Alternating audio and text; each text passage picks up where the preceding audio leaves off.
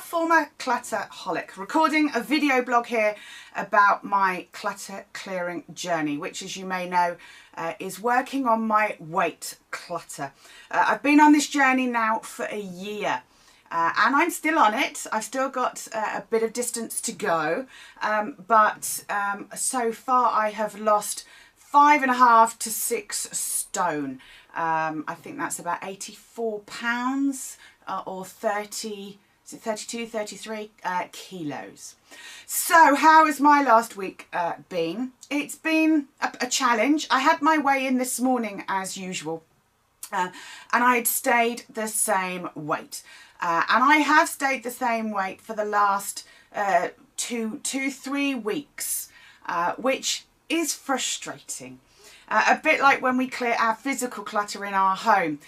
It is frustrating when we feel like we haven't actually cleared any more of the clutter or the backlog, that we're just treading water.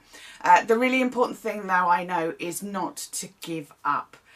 My counsellor says that I have plateaued when I use the term. I'm yo-yoing between 5.5 stone loss and 6 stone loss. And she said, you're plateauing, that's all it is. Apparently, well, I said, you know, I don't know whether it's because it's the autumn, it's the winter, which makes it hard. And she said, yes, it is harder to lose weight in the winter, which is, again, interesting, because in terms of our physical clutter in our home, this can be a really hard time of year to make the time to do our clutter clearing sessions. But we also naturally accumulate clutter in the winter because of Christmas, because we are going out shopping for Christmas gifts, and it is easy for extra things to jump in our shopping trolleys and end up in our home. So and of course we get more post as well, and mail, because people are trying to get us to buy things as Christmas gifts. So again, the parallels between the weight loss clutter clearing journey and the home clutter clearing journey are very acutely noticed, the parallels. It's bringing back memories of when I cleared my own clutter back in 2001. She did then say to me, do you realise you've just said that you've lost 5.5 to 6 stone? And do you realise how significant that is? And just like people on their clutter clearing journey, guess what? I was going, oh yes, but there's still so much to lose. I've got another 5 stone to lose, so I'm at the halfway mark. And again, I have to reassure my clients, you know, you've cleared 1 room and you've maintained it. You've cleared 2 rooms and you've maintained it. So you can clear another room, another 2 rooms, and you can maintain it and keep them clear. So it's really interesting being on the other side of the coaching chair, as it were, because my counsellor is having to do for me what I do for other people in terms of their physical clutter in their home. So yeah, the tables have very definitely turned. I've also, over the last week, you know, had the challenge. I'm going to call it a challenge, it's never a problem. Or the test, the reminder, the feedback, that's what we're going to call it.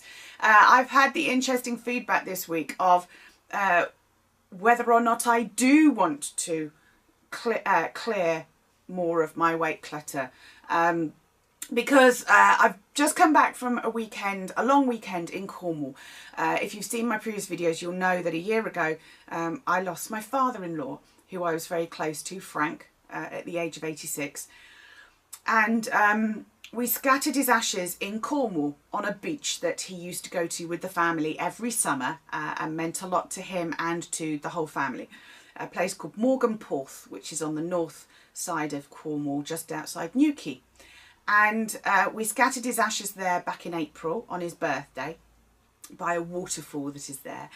And my husband Keith and I went there this weekend from Friday to Monday just to see Frank. and to be with him on his first anniversary.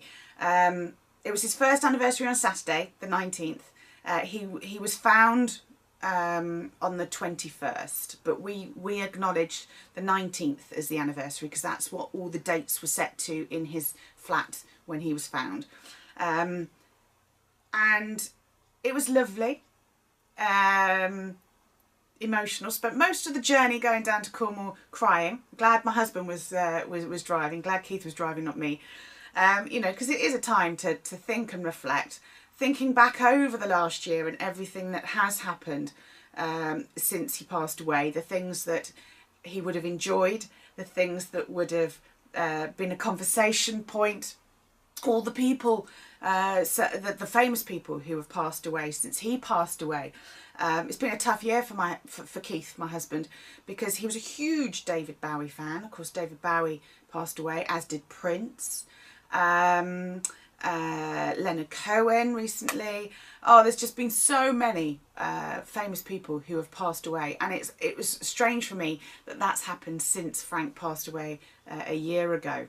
It still blows my mind that Frank was born the year after penicillin was discovered.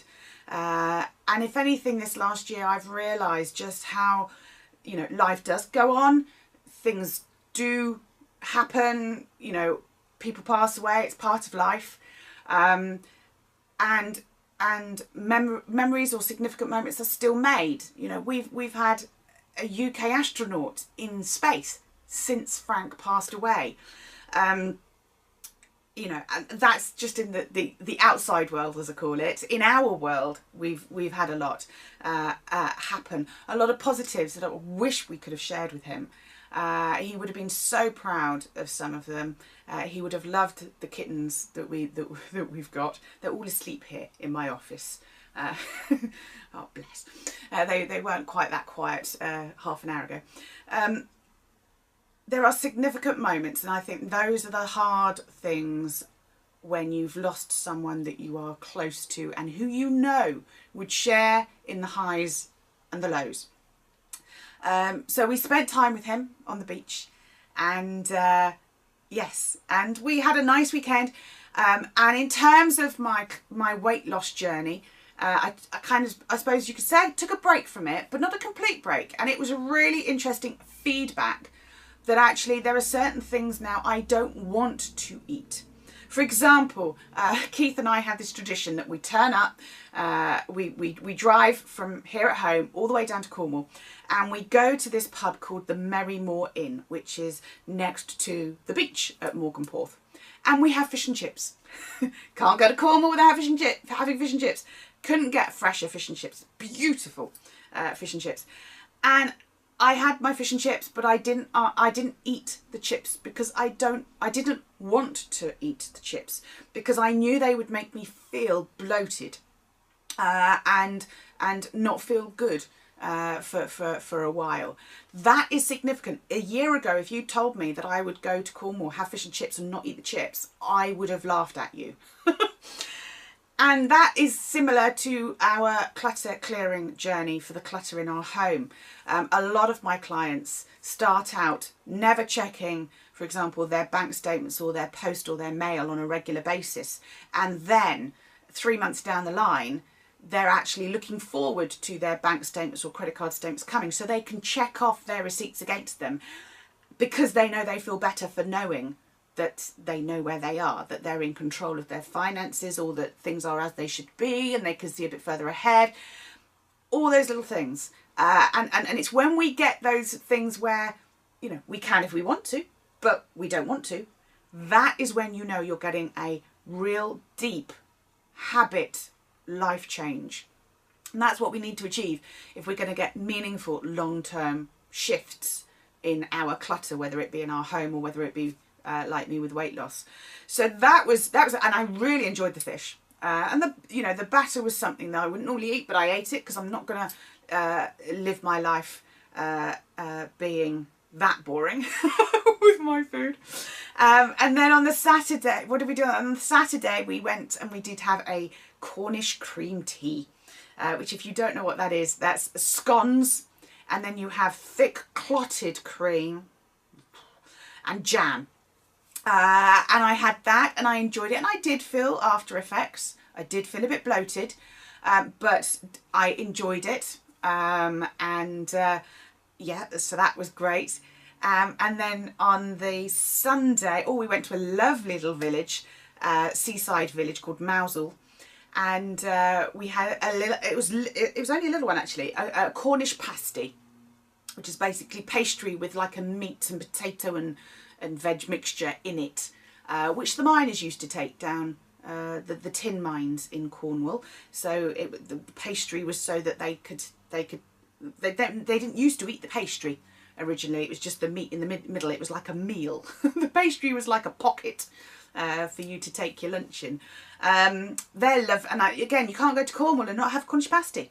So I had a Cornish Pasty and I enjoyed it, and I did feel a bit bloated, but again, that was okay.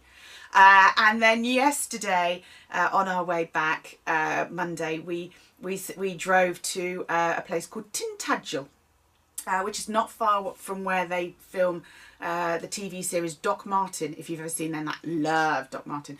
And our little tradition now is that we go to Tintagel, and we go to a lovely little cafe there called Charlie's and have a cream tea on our way home as we leave Cornwall. So I had 2 cream teas this weekend.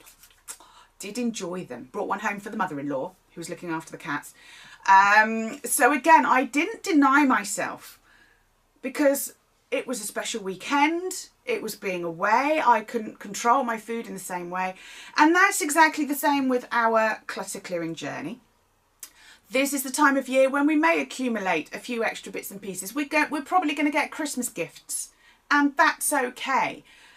Because again, if we get back, as long as we get back on track after Christmas, if we have a plan as well before Christmas for how we're going to get back on track after Christmas, then that makes it a little easier. We can almost enjoy Christmas more without it panicking that we're growing our clutter. Especially if we've asked friends and family for non-physical or non-accumulation type Christmas gifts. So I didn't feel, I wasn't worried about the change of food over the weekend because I knew I'd be getting back on track today. So again, it's learning to live life in a new way and not denying yourself. It's where if I was carrying on eating the same way I had this weekend, now I'd come home, that would be different. The weight would go back on again. I know it would, because my sense of control would probably go out the window. But because I was away from home, because it was a special occasion, and I didn't go berserk, I feel in control, and that is so different to how I was this time last year in terms of my weight. So that is significant. Did come home and felt like I was getting another challenge when I got home, because like I say, my mother-in-law, June, mad as a box of frogs, love her to death, she was looking after the cats while we were away, and because she doesn't understand our new eating plan, she doesn't understand why we don't eat a lot of fruit. And for her, she eats a lot of fruit. She's quite obsessive about healthy diet. And so she had gone out over the weekend and bought bananas and satsumas and apples and grapes and loads of fruit. She always has at least one huge bowl of fruit at home in her flat. So she wanted the same for us, even though she knows how we eat now. And we have been eating this way since February. So for 9 months, she's come to stay with us a lot, and she knows that we don't eat fruit. And I know I'm being paranoid, but I did feel a bit as if there was a little bit of disapproval there of the way that we eat, because most people wouldn't understand why we don't eat a lot of fruit. We eat strawberries, blueberries and raspberries with cream. And as my counsellor says, you don't eat strawberries and cream, you eat cream and strawberries, because there's more cream than there is strawberries. It's great, love it. I've lost 6 stone doing that. So she doesn't understand, and that's absolutely fine. I don't need everybody to understand the eating plan that I'm on, but it did feel a little bit as if hang on, the support's dropping there a bit. She knows how we eat and what we eat. And it felt a little bit like sabotage. I know it wasn't, because there isn't a bone in her body that is trying to sabotage it. But I don't know whether it's a mother and her son, but you know, again, probably me and my paranoia, thinking, you know, oh, does she think I'm not looking after her son properly? Not that it's my job to look after her son. So yeah, so that was a challenge. So there's a lot of fruit in the house, and she's going to be taking it home because we don't eat it. So yeah, so it's these little things that kind of put in, these things happen, and again, it's a feedback. It's a bit of a test as to, you know, have I created this new habit? Is this a new way of life for me yet? And again, we have those with our physical clutter clearing journey, when we're clearing the clutter in our home as well. So when you, it's not even resisting, because resisting implies that you want that. Whereas when you can confidently say no, because you know that you don't need it and you don't really want it, that's when you know that you've got the deep change in your thinking that is going to carry you through. It's having those things there in those early days to make sure that you don't succumb while you're still creating that habit. So in terms of the success factors that you may have seen in a previous video of mine, the 4 success factors for success, whether it be our physical clutter in our home or whether it be weight loss clutter like mine. We've got the understanding and support. I'm still managing to get that. Obviously, I'm getting the feedback from these experiences, which help motivate me, because like I say, I didn't go berserk with food. I didn't eat my chips with my fish and chips because I didn't want to, and I didn't need to. So I know that is fabulous feedback for me, because it's telling me that this is a change for life. I'm also getting, obviously, the support from my counsellor. She reminded me that I'm plateauing. I'm not yo-yoing. I've got the method. I'm still eating the same way. I didn't for 4 days over the weekend in Cornwall, and that's okay, but I'm back on the method today and for the foreseeable future. So if I keep doing that, I will succeed. I'm still doing the doing. I am still going to the gym. I didn't on Friday because I was in Cornwall. I didn't yesterday, Monday, because I was in Cornwall. So I missed 2 gym sessions this week. That's okay. I'm going to go to the gym tonight, Tuesday, to make up for that. So that, because again, I know I feel so much better when I go to the gym. It really does give me an energy boost, especially when I do my 50 lengths in the swimming pool. So I'm going to be doing the doing. That's fine. I will succeed if I do that. And I am making the time. Making the time. And it's not just time for doing the doing, like going to the gym or planning my meals. This is actually really helpful for me to just have that time to reflect on it. The support that I have from my counsellor, that is making time to look back on the previous week and get the learning from it and get the feedback. So all of the success factors that I need to succeed are still there. It was just 4 days away where things were a bit of a challenge, and I know that I can succeed. Just as an aside, in terms of reminding myself of where I'm going, if you find that you have a blip and you find it hard to get back on track afterwards, so the equivalent of a weekend in Cornwall and then struggling to get back on track, check in with your worksheet 7, because my counsellor did say, remind yourself of why you want to lose more weight. And if you don't at this stage, then that's absolutely fine. Just like with our physical clutter, the worksheet 7, you'll get clearer you'll get clearer about how you want your home to be the more clutter you clear. So check in with your worksheet 7, add things to it. For me, when I started my weight loss journey, I wanted to be able to buy clothes that weren't huge. I didn't want to have to buy online because I was too ashamed to go into a shop and try clothes on. Now I can go into a shop and try clothes on. So my worksheet 7 essentially has become much clearer. I want to be able to go into a designer clothes shop and try on a dress, which is something I've never been able to do, or at least I've never been confident to do, because if I didn't fit into their fattest size, I could go up. I couldn't get a bigger size.